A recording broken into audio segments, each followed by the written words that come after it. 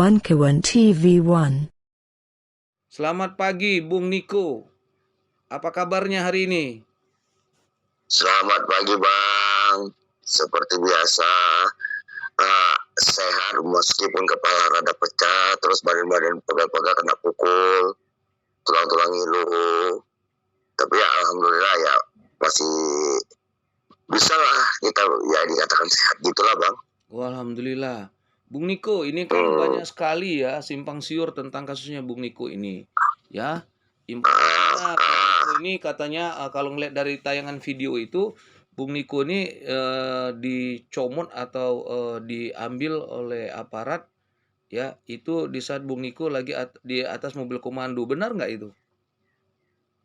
Kalau itu benar, Bang. Saya ditarik dari mobil komando di saat mobil komando itu sudah berjalan maju ke depan gitu loh, maksudnya bergerak balik gitu, tapi didorong terus dan saya ditarik turun terus dipukulin gitu loh.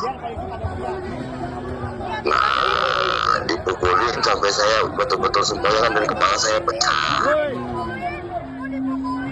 Dan setelah itu saya dibawa di mobil tahanan, agak lama nunggu situ, terus kita sempat berhenti dulu ke di situ banyak intel lah kalau menurut saya, karena aparat yang berpakaian seragam nggak berpakaian seragam gitu di dalam DPR. Berhenti sebentar terus setelah di situ kita langsung dibawa ke Polda. Sampai di Polda itu sekitar kurang lebih jam 9 jam 10 gitu lah, Bang. Setelah di Polda kita didata. Nah, setelah didata, baru yang luka-luka langsung dibawa ke klinik. Di situ entah rumah sakit atau klinik mereka lah gitu yang di Polda itu kan. Terus, nah yang luka-luka seperti yang kepala pecah dan lain-lain dijahit di sana. Dan termasuk saya dijahit gitu. Terus, dibius nggak itu? Dibius. Teman-teman dibius semua. Cuman karena aku memang dari kecil nggak mempan bius lokal, aku bilang langsung ke dok, aku nggak mempan bius lokal, dipaksa pun nanti berapapun tetap nanti sakit, tapi dicoba lah aku bilang. Memang sih waktu pas dijahit aku rasa nyeri dikit ya, karena memang nggak mempan bius lokal, Mas, Bang. Tuh. Lalu sempat dicoba untuk dibius itu. Sempat dicoba. Tetap gue bilang masih sakit nyeri. Cuman ya kan nggak mungkin ditambahin lagi gitu loh. Jadi gue bilang ya sudah, walaupun nyeri ku tahankan lah, aku bilang gitu. Sempat dicukur nggak rambut waktu mau dibius itu dicukur dulu. Dibersihkan. Sebelum dijahit itu dibersihkan. Terus rambut dicukur. Mereka permisi juga kok, Bang. Kayak ini nggak bisa kalau kita jahitnya, kalau nggak dipotong rambut. Aku bilang potong aja, Bu. Gunting aja seperlunya, aku bilang. Kalau bisa gundulkan sekalian saya pangkas. Sambil saya bercanda juga sih gitu. Oh, itu lo ketangkep itu gara-gara apa? Sempat tuduhannya tuh apa sih, kok? Saya nggak ngerti gitu, karena memang katanya sih memang ada imbauan dari pihak kepolisian di saat itu, karena sudah kita disuruh pulang gitu kan. Udah habis masa demonya, ya. Kita disuruh pulang dan kita juga memang mau pulang gitu. Cuman sebelum kita pulang terjadi negosiasi yang teman-teman yang pegang komando lah di situ kan. Nah, negosiasi minta kita akan pulang, akan membubarkan diri, tapi teman-teman yang ditangkap 5 orang atau 2 orang gitulah katanya, dilepaskan dulu. Nah ternyata negosiasinya enggak baik gitu, terus didorong, udah didorong. Nah didorong ya gue yang di atas mobil dipukuli duluan, gitu gue dipukuli duluan, terus gue ditarik. Nah tarik gue jatuh ke bawah, makin dipukuli lagi. Itu sih kronologi singkatnya. Sempat ada BAP nggak? Kalau di BAP, kalau BAP dengan interview beda-beda tipis itu kan. Iya. Sempat lah ditanyai beberapa pertanyaan. Lalu siapa yang pertama kali datang waktu Niko ditangkap itu dari kawan-kawan kita? Untuk saat itu karena berhubung handphone kita semua disita, kita nggak bisa ngubungi gitu. Betul. Saya juga sempat ngubungin di mana posisi lah gitu. Karena handphone itu disita semua. Iya, yang lain disita juga. Udah dikembaliin tapi kan? Semua udah kembali. Teman-teman di Kemnek bagus kok. Mereka periksanya dengan profesional, nggak ada intimidasi, tidak ada intimidasi. Terus kita di sana juga memang mereka memberi pelayanan yang sangat baik lah sebenarnya. Ya, yang belum makan dikasih makan, yang sahur dikasih. Pokoknya kebutuhan dalam konteks HAM-nya di penyelidikan, di pemeriksaan di sana, penyidikan dan pemeriksaan itu saya nggak kurang ngerti lah itu kan. Itu sangat baik, responsif. Sangat baik lah kita bilang. Manusiawi lah ya. Manusiawi lah. Manusiawi. Kalau yang di Kemnek manusiawi. Nah yang kita sesalkan itu yang di lapangan, yang terlalu brutal gitu. Itu sih kita sesalkan. Kenapa sih orang mereka yang aparat kepolisian di lapangan ini brutal banget terhadap demonstran, tapi nggak berani brutal dengan koruptor gitu loh. Ya betul. Itulah. Yang gitu, kalau memang mau sih, gue paling senang tuh kalau misal aparat kepolisian kita itu brutalnya dengan koruptor, brutalnya itu dengan perampok uang negara gitu loh. Betul. Itu baru benar gitu. Betul. Itu baru polisi yang kita idam-idamkan, bukan brutalnya kepada demonstran yang menyampaikan aspirasi. Betul. Apalagi kita yang menyampaikan aspirasi itu tidak melawan gitu loh. Betul. Nah, lo bebasnya jam berapa, Po? Kalau bebasnya itu tadi malam sih, mulai start jam 10-an. Sampai sekitar jam 1-an gitulah, Bang. Karena kan memang 24 jam. Ada yang ditangkap, yang diamankan itu kan bukan cuma ada di DPR, tapi dari KPU. Dari KPU ada 8 orang, dari yang di DPR diambil ada 8 orang. Jadi yang di Polda itu ada 16 orang. Bebas semua ya? Bebas semua. Nah sekarang bagaimana kondisi Bung Niko? Kepala itu gimana, mesti dipukul itu? Kalau pasca dipukul gini ya, kepala itu masih, pertama ya saya masih pusing-pusing mah, Bang. Pusing-pusing terus masih mual-mual gitu. Karena benturan itu ya memang ya kayak gebuki binatang sih gitu, kayak macam kita tuh tikus aja dipukul. Ya yang saya alami ya, saya sampai betul-betul hampir gak sadarkan diri, tapi nasib baik ada aparat polisi yang berpakaian preman. Saya masih terbayang wajah saya, saya lihat itu pakai kalau nggak salah saya pakai kaos biru. Terus dia memeluk saya, menarik saya dan menahan semua supaya jangan mukul saya lagi. Nah, terus dia mencoba lawan. Dia istilahnya gini, bukan dalam konteks tampar ya, tapi mengingatkan biar sadar nggak nih, sadar gitu. Kayak orang bangunkan ya, gitu, bangun. Sadar, lawan, jangan kobot gitu, nanti kok apa. Jadi kayak dia mau berusaha untuk membuat saya dalam kondisi sadar betul, walaupun saya separuh gampang gitu loh. Berarti masih ada polisi yang seperti itu mengingatkan kita jangan sampai kita terjadi hal-hal yang tidak diinginkan. Lo sebenarnya dipukul pakai senjata atau dipukul pakai pentungan kok? Yang saya tahu pakai pentungan. Oh, ya. Yang sebagai yang coba terlihat saya ya. Ya, rotan. Ya, itu pentungan tuh. Mereka pakai tameng itu yang mentungi. Iya, rotan itu. Yang berseragam itu. Oh, gitu. Tapi telaknya terasa, Bang. Ya, kepala pecah, terus di pelipis saya bengkak. Ada bengkak gitu kan. terus di bawah hidung agak luka.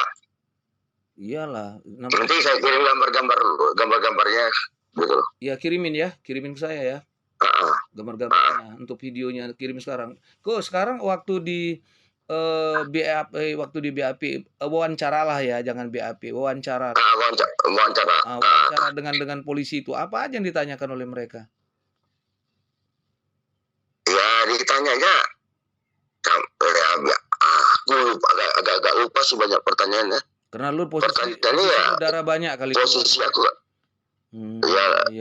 belum makanya lagi pertanyaan satu terus ya aku jawab aja sebatas fakta yang ku ketahui gitu loh.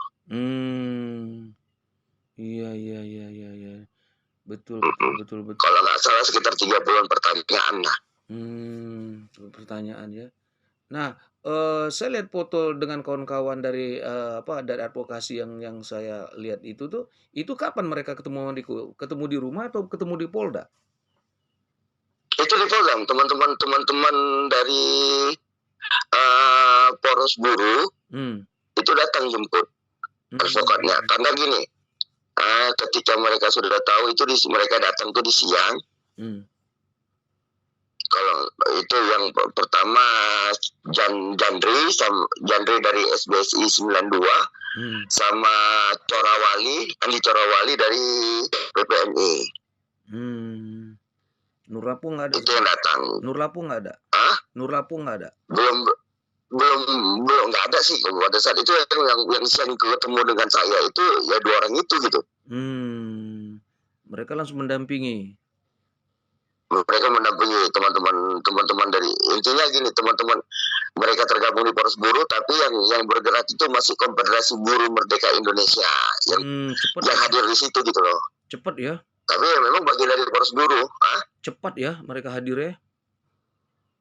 Ya gitulah Bang. Ya ketika mencari kawan kan mereka harus cross check semua gitu. Iya betul, dikarenakan itu simpang siur, ada dibilang bebas, ada setelah bebas dia tangkap lah.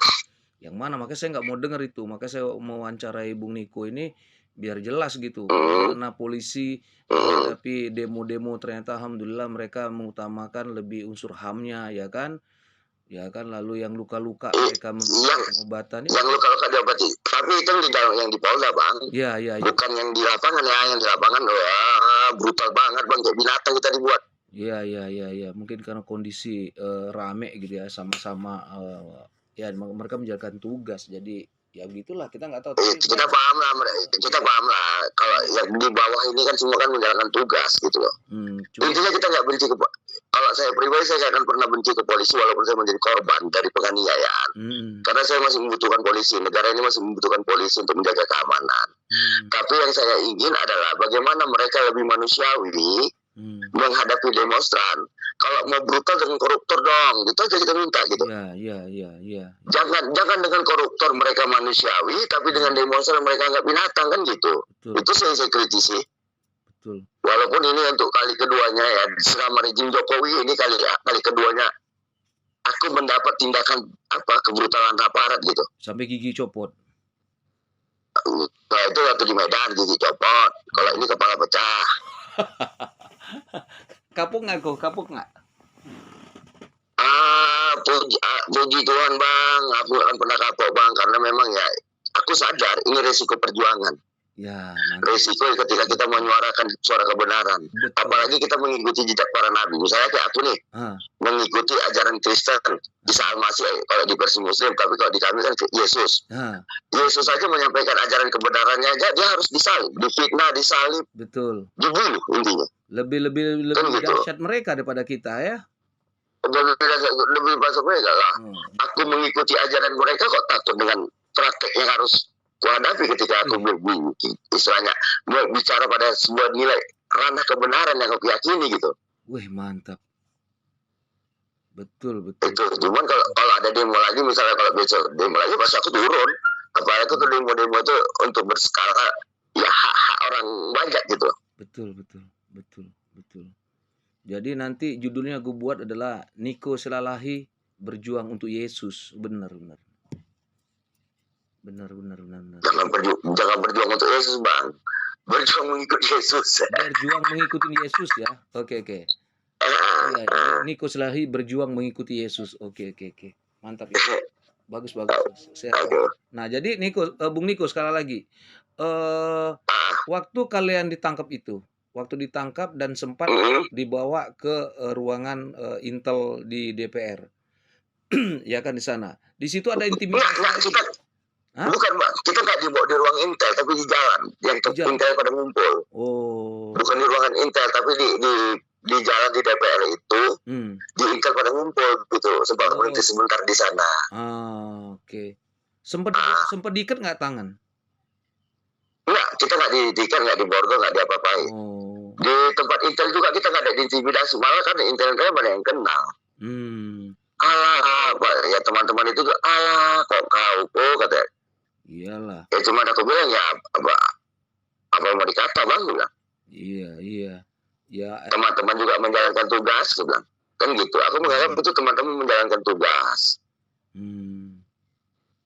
Iya, pokoknya kalau nama Niko Selahi sudah di Mokom, polisi udah kenal aja Niko lah gitu.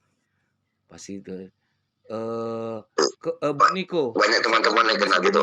Ya, Bang. Sekali lagi saya mau nanya, sekarang kondisi jahitan Bung Niko itu bagaimana? Mulai kering atau masih basah? Saat ini mulai kering, karena kan udah 1 hari lebih kan. Mulai kering. Nanti aku kirim gambarnya, Bang. Ya, yang yang dirasakan di badan sekarang apa? Yang ngilu-ngilu, tulang ngilu, yang kayak di tangan nih masih ngilu-ngilu, yang bekas pukulan, terus di bahu kalau dia angkat tangan agak sakit karena mungkin ditarik paksa ya. Di sendi-sendinya itu. Karena ditarik terus paksa. Dekat dada, karena dekat dada yang dekat sendi ya. Pokoknya di daerah sendi bahu inilah. Iya. Terasa nyeri sih. Berhubungan dengan tangan. Berhubungan dengan tangan ya. Iya, ditarik paksa saat di mobil komando tadi gitu, sampai saya terjatuh terus dipukulin. Bung Niko tahu nggak waktu kejadian itu bahwa polisi akan melakukan represif itu?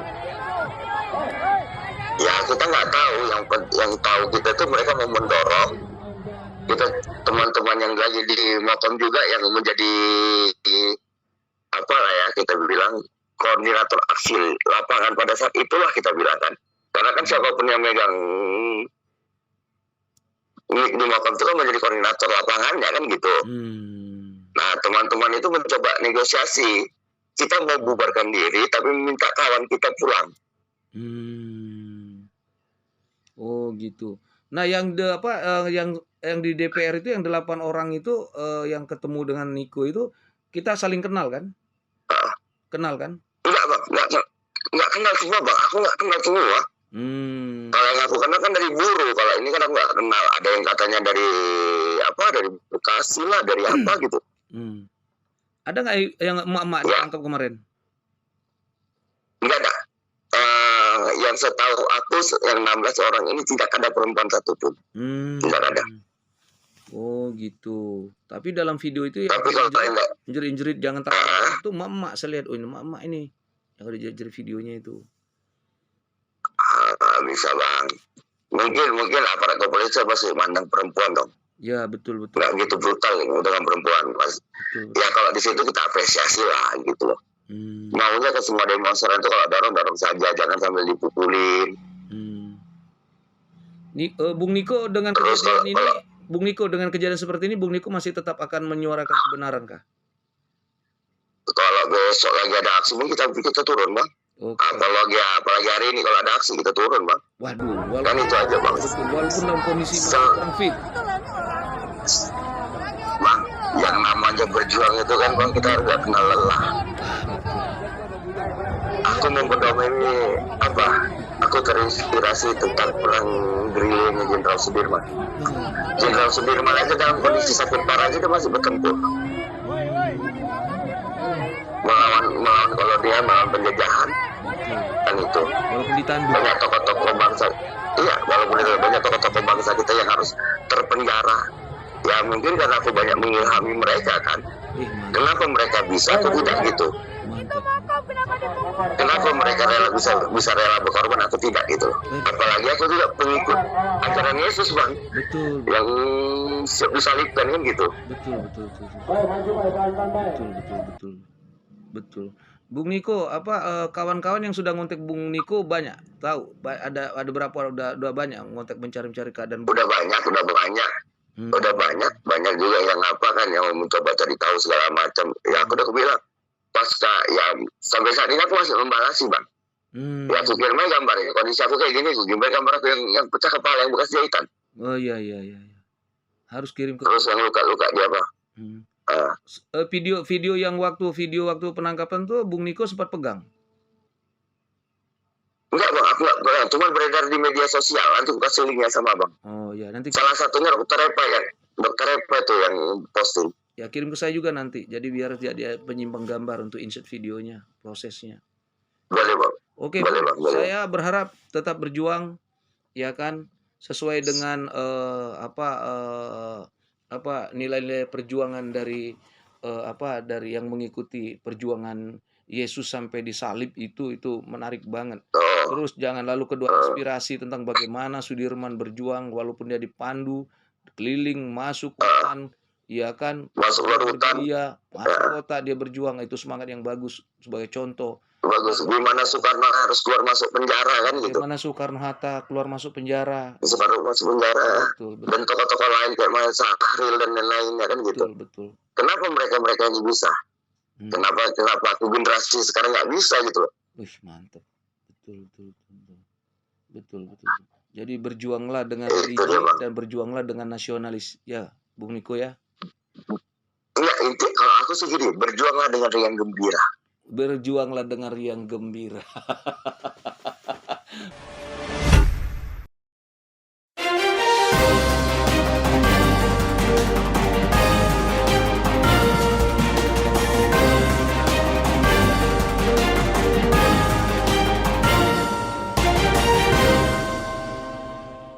One TV1